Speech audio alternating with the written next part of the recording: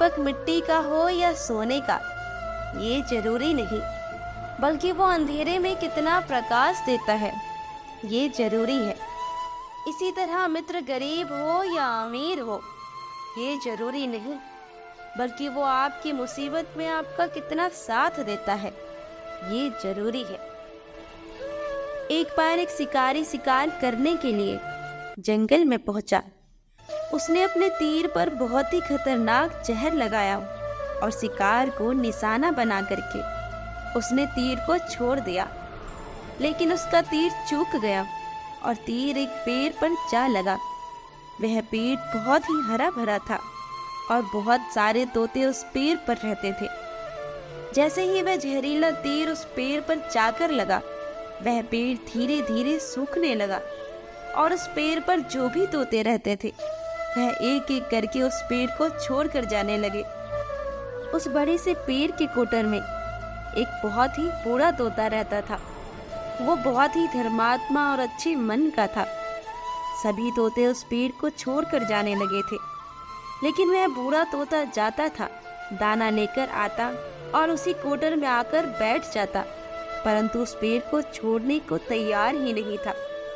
बूढ़े तोते के साथियों ने कई बार आकर उसे समझाया कि यह पेड़ सूख गया है और किसी दिन गिर भी जाएगा, चलो किसी और पेड़ पर अपना घर बनाए, परंतु वह बूढ़ा तोता वहां से जाने को तैयार ही नहीं था।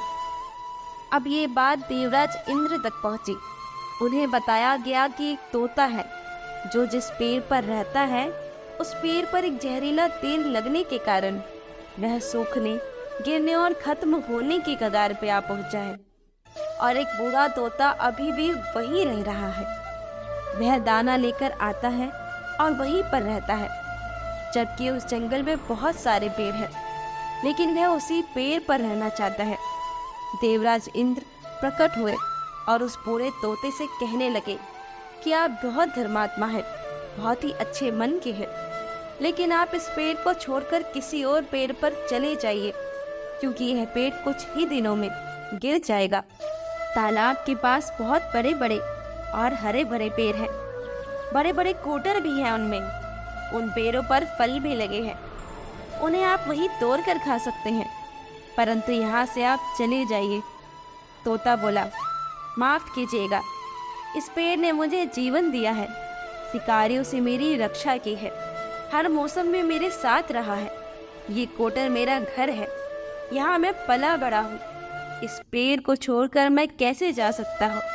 इस पर संकट आया तो मैं क्या छोड़कर चला जाऊं? मैं ऐसा कैसे कर सकता हूँ? मैं कभी नहीं कर सकता ऐसा।